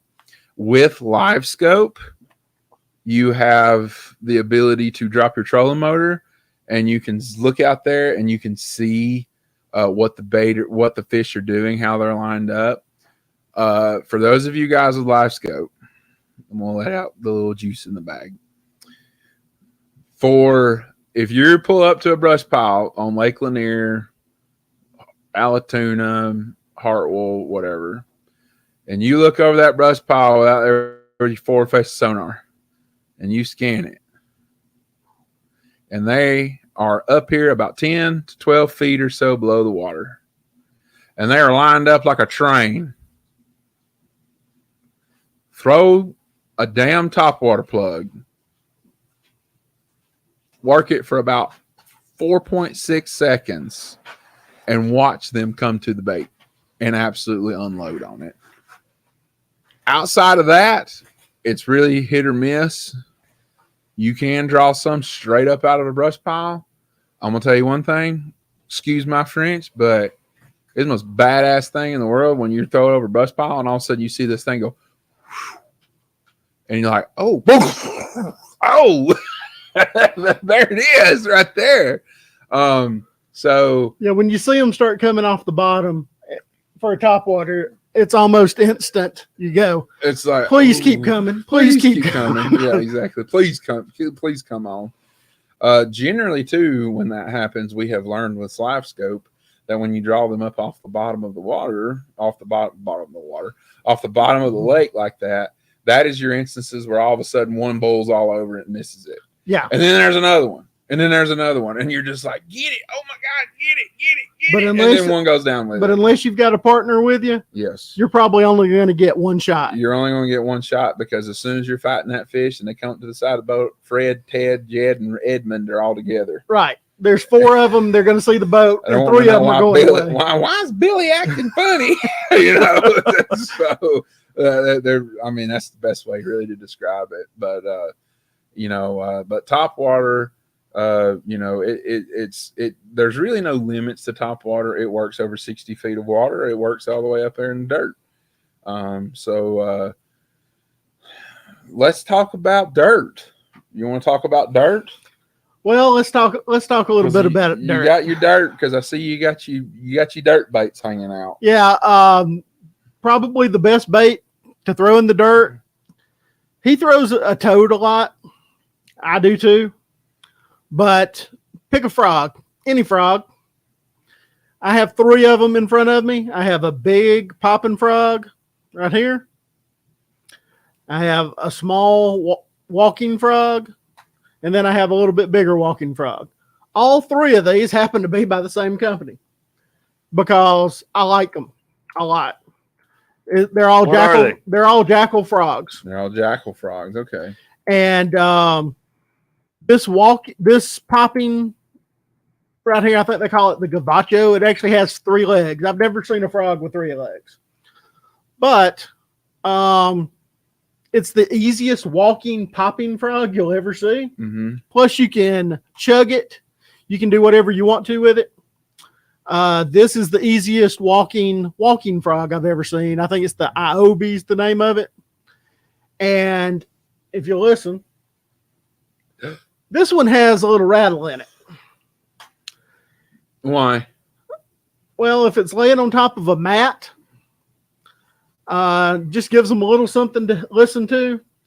I don't fish a whole lot of matted vegetation, but in the fall at Chickamauga, if you go up to one of those mats, just listen. You'll hear bluegill popping. Mm-hmm. If you don't hear bluegill popping, leave because the bass aren't there. Same thing goes for Gunnersville, Nickajack, any of the Tennessee River lakes. And Joshua Murphy, if you're still watching, you live in Tennessee. If you fish around James River, same thing would be there. Same thing. And then this one is the bait that I would throw at Lanier or at Altoona. I've thrown this one at Altoona. It's just a small little frog. It weighs half an ounce, so you can send it on your regular equipment. It doesn't walk particularly great, but it walks okay. But working it through like water willow, or even a little bit of primrose or something like that works great. A little bit of bank grass works great. And for fishing super shallow, there aren't many baits that are going to do better than a frog. They are virtually weedless. They are the 4-wheel drive of topwater baits. You can throw them pretty much anywhere and get them back. And the strikes, anybody who's ever had one frog strike will love fishing a frog. They are typically some of the most vicious, nasty strikes that you'll see. And sometimes they'll hit them and all you see is this. Your frog flying in the air because he missed it. Mm-hmm. That's part of the deal. It is. But get you a frog that's soft enough where the hooks pop out and some braided line, and match your braid to the lake you're on.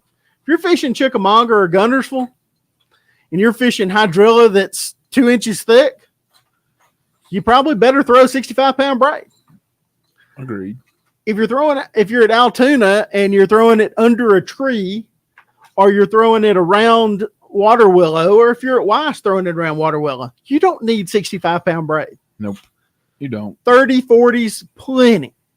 All you have to do is sink these hooks. And the good thing about all 3 of these frogs, one of them even has the Teflon owner hook in it, which I can't believe. The other 2, though, have super sharp hooks. And I'm not saying they're the only ones. Spro makes a great one, both popping and regular. There's some really good Booyah frogs as well. Their popping frog is really good. And I am not a great frog fisherman by any means, but is there a more fun way to catch them, Ryan? No, there's not. There's really not. frog fishing period is just like, yeah. I mean, it is. I mean, it'll turn you on Yeah. faster than anything. It's frog fishing is addictive. You never know what the heck's going to bite it. It catches small fish, big fish. It don't matter. So while we're talking about frogs, though, I'm gonna go into some more details on how to help your frogs be better. All right, this one right here that I have in my hand. Okay, this is a little bitty single tail action skirt scum frog, and this one has been boiled. You want to know what boiling a frog does? You ready? Look at this real good. Look how big the hooks stick out when you boil a frog. Okay, compared to one that's right here, that's brand new, that does not. Okay, I have a lot more gap with one that's been boiled, and it is much softer. Look how easy I can do that, and it will collapse. I have a lot of hook right there. Okay, this one's been boiled. All right, this one's been boiled. Okay, boiling your frogs is very simple. You simply just take the frog, get boiling water, have you a nice little strainer there, whatever. Throw them in the boiling water, count to about 8, pull it out. It makes the plastic softer. So one of the things that makes people not love frog fishing, and I know people who don't love it, they like to throw one, the hookup ratio. The hookup ratio can be interesting. The hookup ratio can be extremely, extremely interesting. Okay. I've had days with a regular frog where I put 5 out of 10 in the boat. Okay. It just do, as Paul would say, it just do be that way sometimes. Yeah. Boiling your frogs will help. I see YouTube videos and stuff where people talk about bending out the frog hooks. Guys, I'm going to go ahead and tell you right now, do not bend your frog hooks. These things were made for a purpose the way that they are. If you open up these frog hooks, you create a weaker spot right here in the bend of the hook. These are heavy-duty hooks. When you do anything that's heavy-duty, that's heavy wire, and you add stress to it by bending it, you create a weak point in the bend of these hooks. Okay. If you are really that nobody's desperate. Commenting, so yeah. It's like everyone's either like real in tune with what I'm saying here, or they're like, "You're an idiot." Yeah. One thing you can do though, and it doesn't hurt the hooks, is most frog hooks, double frog hooks, come out in there in a V like this. Mm-hmm. You can, that will make it more likely to get hung up. You can do this, pull them out a little bit, just a little bit more. Yeah. And that will give you a little bit better chance at it. This little one here, I actually did that on this one. These hooks are tipped up to start with. Mm-hmm. And that's the way they're meant to be done. So I left that alone. I did tip them, or did split them out just a little bit more. And when I say a little bit, it's just a little bit, just to make sure that they clear. Some of these, they don't look like they have very much of a hook gap. And then you realize that once you set the hook on them, they've got a big hook gap on them. No, they will. They will. So, beautiful part 2 of this. I have a pair of scissors. Time for the haircut. You want to make your frogs walk better? I'm going to show you how to do it. Brand new, out of the package, right here. Legs are long. Big middle note right here for you guys. Do not take these out of the package and throw them as is. No. Do not take these out of the package and throw them as is. I see so many people pull these out of the package and they tie them on and go throw them. And they're like, my frogs don't walk real good. Yeah. You got a crap ton of drag back here. Yeah. So this is what I typically do. Let's see if Ron does it the same way. Paul, you ready? All right, guys. Pair of scissors, frog legs. Make sure everything's good to go. I typically come right up to here and I take about 3 thumb lengths down.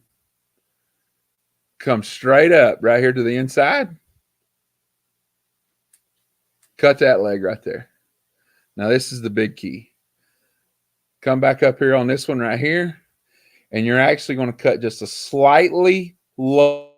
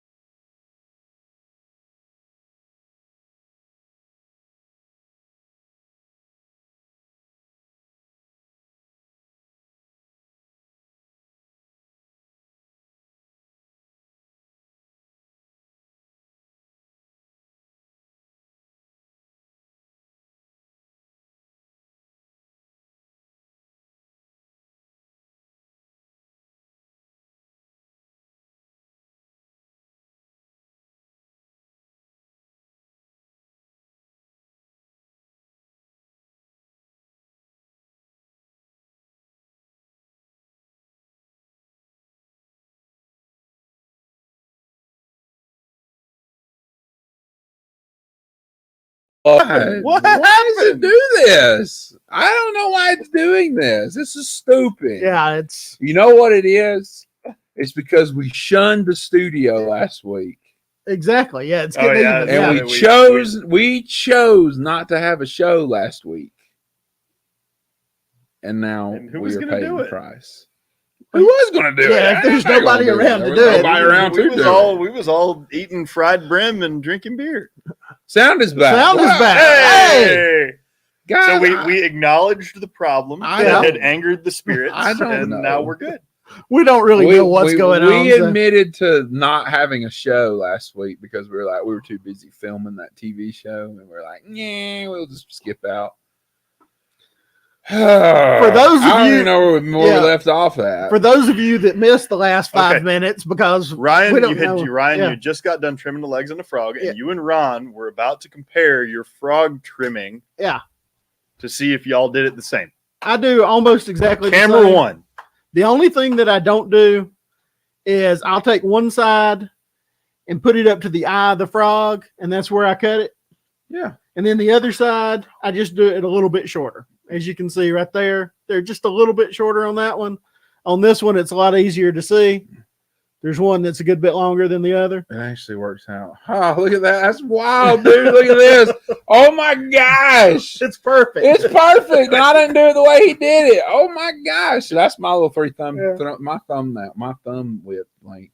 But listen, guys, seriously, with the frogs, the shorter the legs, you've got you've got a better chance of having better walking action to impart into the frog.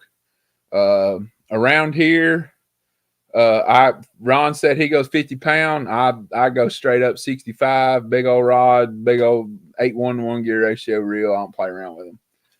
With the frogs. I normally throw a 7-1, but Mhm. yeah, 50 to 65. I've thrown 65 on it. Yeah. I threw 80 one time on it, I think, which is a little bit overkill for around here, but it's what I had. So Yeah.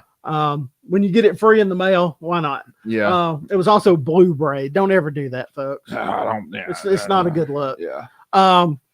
But yeah, the frog fishing is not for the faint of heart. Nope. You get And your heart broke. you put your braid on and you put it on a nice heavy rod that you can still throw it on and work it on. And you put it in the nastiest stuff you can find. Mm-hmm. And you just hope for that one really good bite, and you may catch 30 in a day or you may catch one. But if you catch one, there's a chance it might be a really good one. Mm-hmm. But Ryan's got something else out here on the table that he's not showing. I left mine even at home, so I didn't even bring it. This is a front runner. Ooh.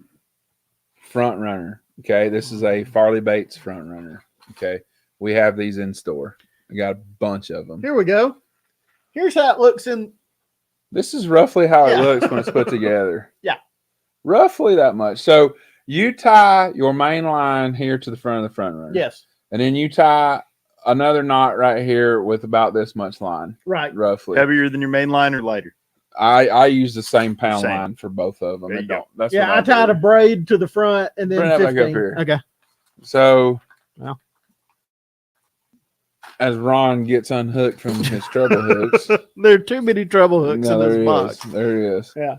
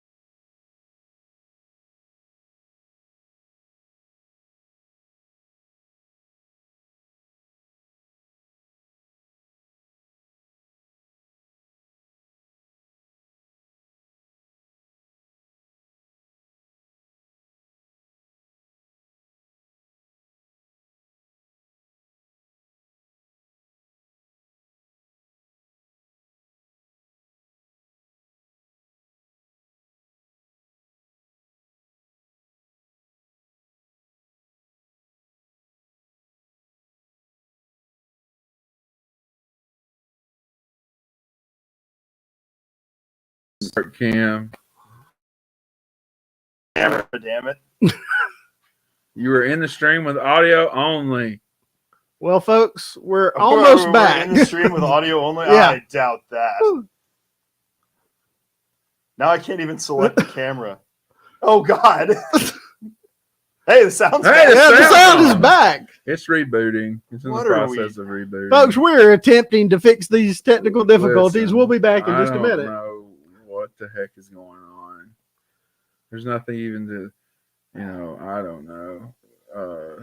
Here, Okay. can't see. Yeah. Wait, you can have one or the other. Yeah. It's At this point, it's one or the other. Device is not connected.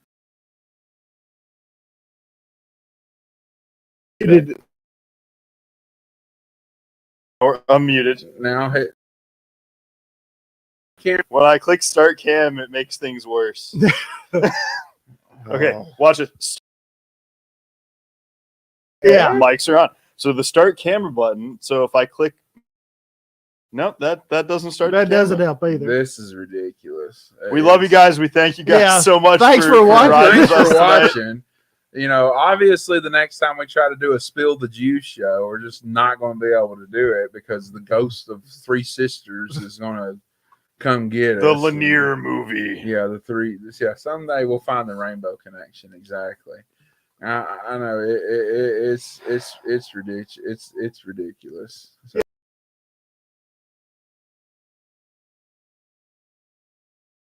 really missed Oh no, I think they all got the point. I think with did the- y'all get the front runner deal? Lure goes- is that what you guys Yeah, got? lure goes Front left, runner front runner goes Front right. runner goes left, back lure goes right, and they walk back and forth with each other, and then typically what happens, And then the biggest fish gets the front runner. Oh, now we have nothing. Yeah. I don't know. Okay, folks. Let's see We're here. doing our best. Oh yeah, get the net. Yeah. You just want. Yeah, Oh get yeah. the net. Yeah, Get the net. You just want to take us home. Yeah. Yeah. Let's see if we make sure we got audio, or we're not gonna waste our time. Okay. Uh, I mean, we got audio. we do have audio. Yeah, we got. Yes, audio. we have audio. Okay, all right. Well, hell's bells, as they would say. So yeah, barring the multiple technical difficulties tonight that really hasn't plagued us in a while, barring last week. We can have everything but the camera. We can have everything but the camera. Well, we're going to show all the ads now. we would like This is to amazing. we would like to thank all of our fine sponsors that we try to do a fantastic job of, and we get really embarrassed at. We're doing we all do it. I'm just kidding. We're doing fine. We'd like to thank Jennifer Jones for her outdoor apparel. Jason Sayers, J&S Contracting Services, serving years. Call Jason Sayers at 706-816-2049, and Jason Sayers also with Elite Landscaping and Pressure Washing Services. That's the same number. Same phone number, 706-816-2049. And of course, Steve Pinkston with Sugar Hill Dump Trailer, and then one of our newest sponsors, and then Charlie Adams with Adams Restorations. They have a motto, but I forgot what it was, and I'll get it all squared away. So, barring all the technical difficulties, guys, I know you can't see me, I know you can't hear us, or I know you can hear us, but yeah, listen, Ron, appreciate you joining us. Really do. Always a pleasure, Paul, man. as always, thank you for doing what you do. You're doing a fantastic job. I broke everything. Well, I don't think it. I had zero to do with you. I think, or I'm gonna call Tim Hancock tomorrow. Yes, it's and I'm Tim gonna say, Hancock's Tim Hancock, what kind of voodoo are you doing over there to get us we start talking about Strike King. I'm not even gonna say it. Yeah. It might knock the audio off. We start talking about Tim Hancock baits, and it's like he's over there with a Ouija board or something. So, I think while we wrap this up, let's see here. I think we all agree that Brian Marcuson won what TDS stands for. TDS stands for Thunder Destroys Sound. That was pretty. That was I mean, the timing of that was perfect. It was just absolutely perfect. So, Brian, come see me either tomorrow. I will be at the store tomorrow and Saturday for you guys. Okay. I'll be there tomorrow all day till 5. Saturday, I'll be there until about 12 o'clock. For you guys who did not know, I'm running a sale right now, and I have had 0 high school students come in and put their name in Dylan. and buy something from me. You have to come buy something. Wyatt. Even if it's a bag of worms, I don't care. Peyton. Listen, high school anglers, come in here, come buy something from me, Kyle. and then you get a ticket to put in the hat. There are 0 tickets to put in the hat for a Abu Garcia Revo Winch Magnum crankbait rod. Okay, perfect timing for the summer coming up.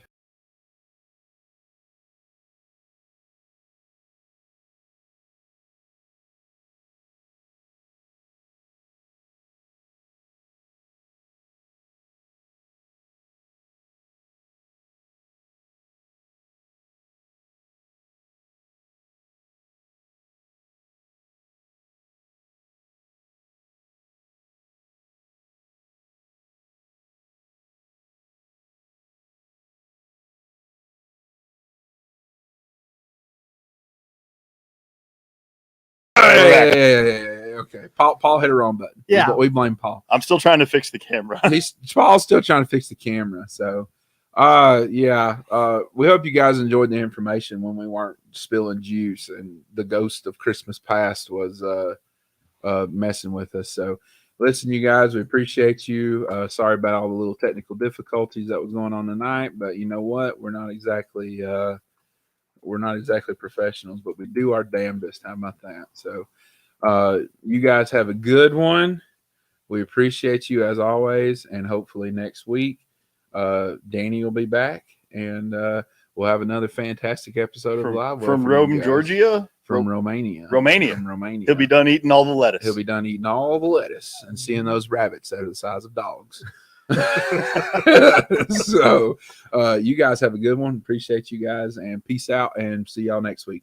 Come see me at the store. Good night, everybody.